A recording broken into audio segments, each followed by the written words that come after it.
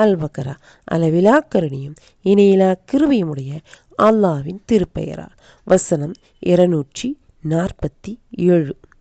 அவர்களுடைய நபி, நிச்சயமாக அல்லாஹ் தாலூத்தை உங்களுக்கு அரசராக நியமித்திருக்கின்றான் என்று அவர்களிடம் கூறினார். இதைக் கேட்டதும் அவர்கள், எங்கள் மீது ஆட்சி செலுத்த அவர் எவ்வாறு உரிமையுடையவராவார்? நாங்களோ ஆட்சி அதிகாரத்திற்கு அவரை விட அதிக தகுதியுடையோராய் இருக்கின்றோம். மேலும் அவர் செல்வ வளம் அளிக்கப்பட்டவரும் அல்லவே என்று கூறினார்கள். அதற்கு அந்த நபி கூறினார், உங்களுக்கு மேலாக அல்லாஹ் அவரையே தேர்ந்தெடுத்திருக்கின்றான். மேலும் அறிவாற்றலையும் உடல் வலிமையையும் அவருக்கு அதிகமாக வழங்கியுள்ளான்.